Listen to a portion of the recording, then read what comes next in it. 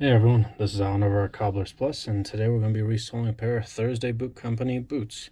Come join us and check out how it's done. I'm Alan Trushkov.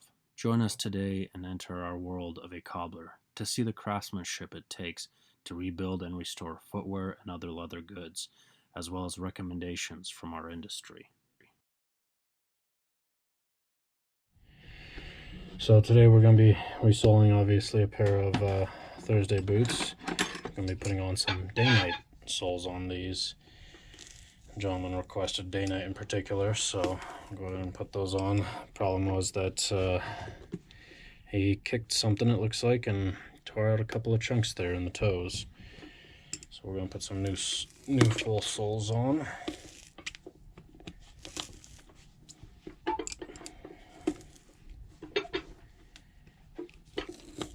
Alright. And Thursday Boot Company boots, all their footwear in general, they're an awesome build. Goodyear welted and everything. There's a few little things I guess you can say that might be a little bit of a work in progress in this rubber sole of theirs. It's a little bit softer, so I've actually seen this a few times already where the rubber kind of gets torn off pretty much, so we have to end up replacing it. Now we can here shortly, I believe it is, we can put on an original Thursday Boot Company sole. We're working on that right now with the company about getting their original factory soles in. But in some cases, like this gentleman here, he wants a Dainite sole. He's a little more familiar with that sole. It's a little denser, so in that case it will hold up a little bit better for him. I'm not saying this rubber sole here from Thursday isn't great. It is. It's fairly nice. There are a few people that I've talked to that really do not like this one, or they don't like the other sole. There's always going to be somebody that hates something about anything. So it's inevitable that there's going to be some people out there that really just can't stand these soles, and they would rather have Dainite or they'd rather have leather, but that's why there are options available. And with a Goodyear Welt build like these are, you can definitely have a larger variety of options available to you. Now, one of the biggest problems with these, for me at least personally, as a cobbler, is these heel bases are really on here. So they're kind of a handful sometimes to pry off. So it's going to take me a little bit to get this heel base off. So I'll go ahead and take off the heel bases off of both of these, and I'll meet you back here in just a little. Alright, so I messed around longer than I really should have trying to get this heel base off, but it is not budging. So we're just going to skip that step and go straight to cutting through the stitches. Now we're cutting through the stitches of the sole all the way around. That way we're able to just pull everything all off at once. And that's what I mean by sometimes it's just a pain with these heel bases on them. I mean, it's a good thing for you who's wearing them, definitely, but for us cobblers it's a bit of a handful sometimes, so we end up just having to do it this way. Man, that is a soft midsole they put on there.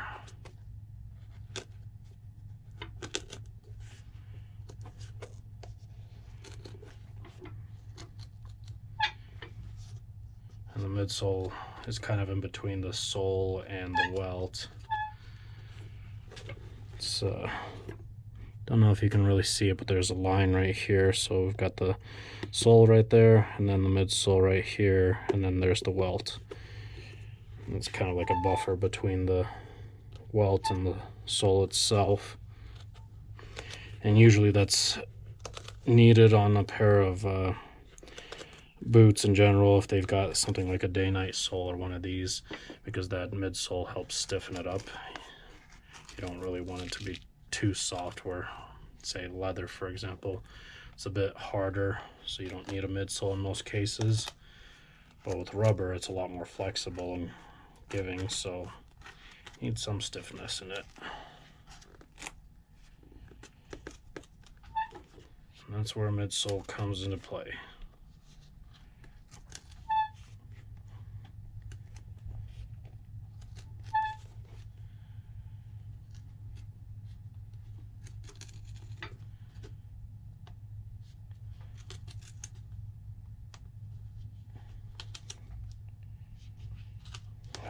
There we go.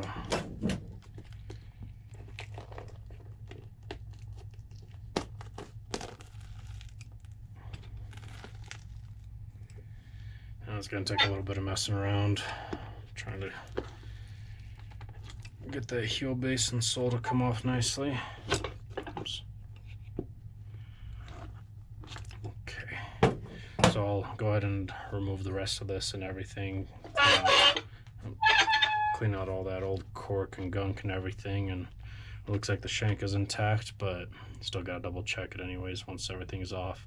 So I'll see you back. Alright, so I've got the soles off, the heel bases. The other one came off easier once I got just the sole off.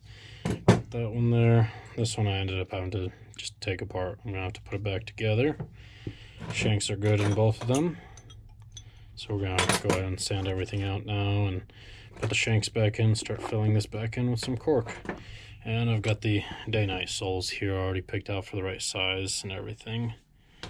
Alright, so I'll go ahead and get going. Still gotta grab the midsoles also anyways, but go ahead and take care of that cork first and pull all the old stitches out of that welt. Alright, so I'll just kind of show you guys little by little as I go through everything, and I'll see you back in. Alright, so back here again, I've got the cork all filled up in here. Everything's all nice and flush. There's the shank underneath here, and I've got the midsole here. It's just a composite material that's about 1/8 of an inch thick, and we're gonna go ahead and glue that on. Now it is already after hours here. I'm always having those kinds of days where I'm just working all the time and never able to keep up for some reason. But at this point, I'm just gonna let everything cure overnight, and then tomorrow I'm going to come back in, trim it all off, and get ready to stick the Dainite soles on as well, and then we'll start trimming it out and stitching it. So go ahead and get all that taken care of, and we'll see you back here a little bit later then. Alright, so I've allowed everything to cure, stuck the sole on, and so now it's time to go ahead and stitch it. We're over in our stitch room. We've got our Rapid E outsole stitcher here. We call it the curved needle because of the curved needle that's on it, but we're going to go ahead and do the stitch work on it.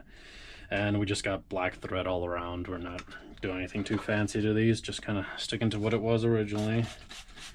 Spray it down with some water for lubrication. And I always like to start underneath the heel base area here. I've got that sanded out. You can probably see the line there, and it's on the inside of the heel, so that if there's like a little knot that has to be left behind or something, it's not as visible or anything, but usually there really isn't one. It's just the best place to start and finish the stitch. So we'll go ahead and get started on that.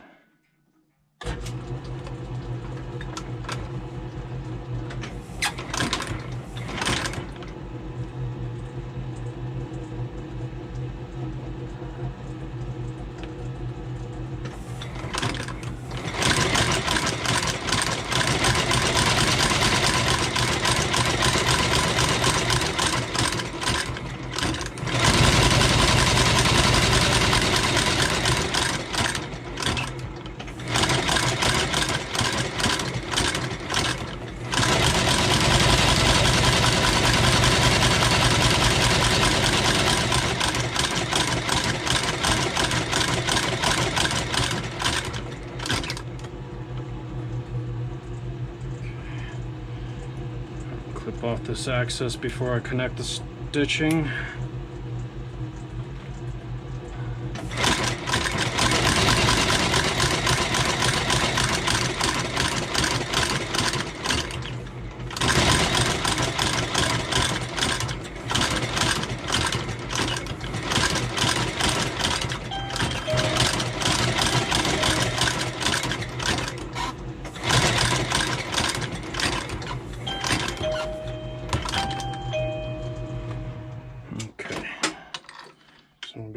got all that stitched up there.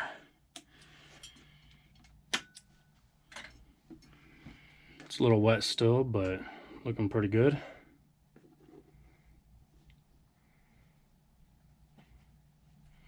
Yep, looks like we got into all the original holes all around. So not too bad. Alright, now we're going to go ahead and get to the other room and start gluing up the heel bases and everything. I've got my first coat on the actual heel base itself. Because it's leather, we got to put double coats on there. And so I'm going to clean off all the water, use a little bit of thinner to clean off any oils that may be left behind here, and start gluing all that together. And when it's time to run the nails through the heel base, I'll start recording again then. So we'll see you back in just a few. Alright, so we're back here again. I ended up putting on the heel base off camera and nailing it in. We usually nail it in from the inside using our heel wheel. Put in gripper nails kind of like this underneath the footbed, and they just go straight through the foot, well, not the footbed, but the midsole, the cork and everything, and the sole and into the heel base. But they're, well, actually we used longer ones on these. So they just kind of go all the way through like that and really secure, if I don't stop losing it, and just kind of secure all the material. Keep dropping that nail just to show you guys, but it secures the entire heel base and everything in the back of the heel there nicely. Now I also put on the Dainite top lift heel there and all that. Now we're going to go ahead and nail that in using the same type of nails, just shorter. These ones are 5/8 of an inch gripper nails as well. And we're going to put them into the pre-made holes here, and of course we're just going to put it around the edges. We don't ever really put it into this center one here. Sorry about the interruption there, but so we're going to go ahead and run those gripper nails into that top lift heel. And again, like I said, we don't do the center one there just because you may end up wearing out that heel somehow magically, and you never know. That heel base sometimes is thin on certain brands of shoes. The heel base is just a little bit too thin, and we don't want that heel poking through. There really isn't much point for that hole there. I mean, or having a nail at least in there. It really isn't. The only parts that really ever come up are usually the side corners right here. So you definitely have to have nails in here and this back end here if you manage to try to take your boot off, you know, when you're pressing down with the other shoe or boot and you accidentally yank it off, you know. So that's why the gripper nails are best back here in these three holes and up here, but we're still going to go all the way around at least the whole edge here. I already did the other boot, but I'll just at least show you real quick on this one, so I'm not wasting your time too much or making too much noise. Come on. But we'll get them in, and the heads are sitting fairly flush there. Now we go to our punch tool like this here, and it allows us to punch these down a little bit deeper. Come on. That one's one to slide off. There we go. Got it.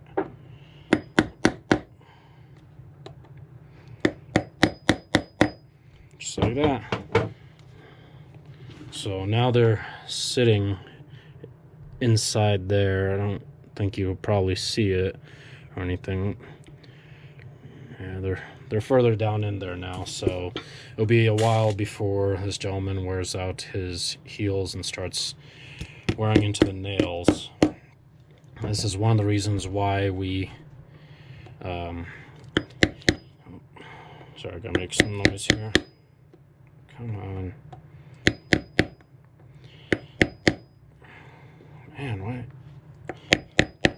It's that tougher leather heel base that they use from Thursday Boot Company, which are not bad at all. They're kind of a pain for us cobblers, though.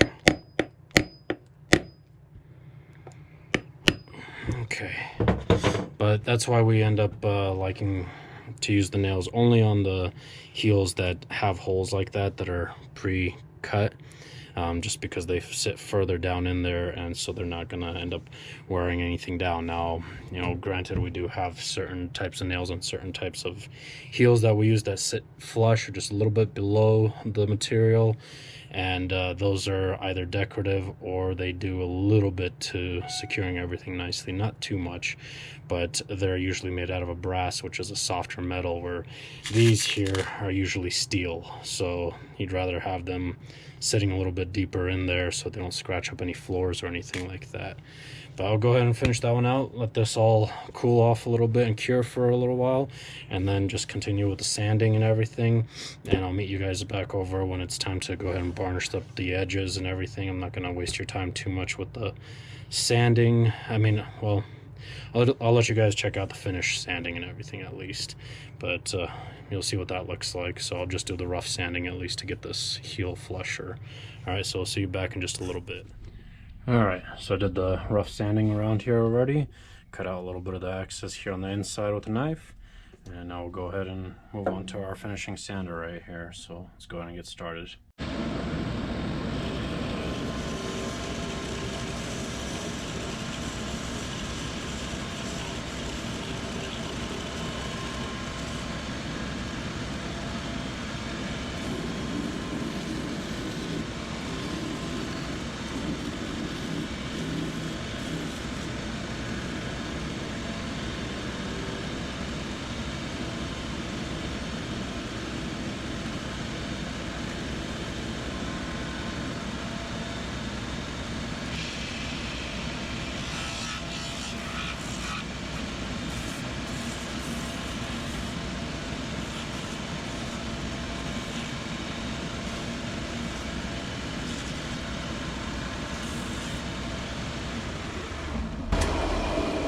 Alright, so I got it nice and smooth. Now we're going to go ahead and put a edge dressing on there, let that dry for a little bit, and then start varnishing and moving on. So we'll see you back in just a few. Alright, so I've got the edge dressing on all around. Now we're going to go ahead and varnish it. As far as the varnishing, it's basically melting the wax into the leather. Not so much the rubber, but there's still the leather heel base and the leather welt here. So it makes it look nice and smooth and protects that leather for a longer period of time. Sorry, thought there was somebody here. But we'll go ahead and get started. So this, we've got our varnishing wheel. It's basically stacked leather that will melt down this hard wax right here and really kind of press it in and melt it into that leather. We'll touch it up on the nylon brush over here a little bit and move on to our horsehair brush and buff it out nicely. So we'll go ahead and get started then.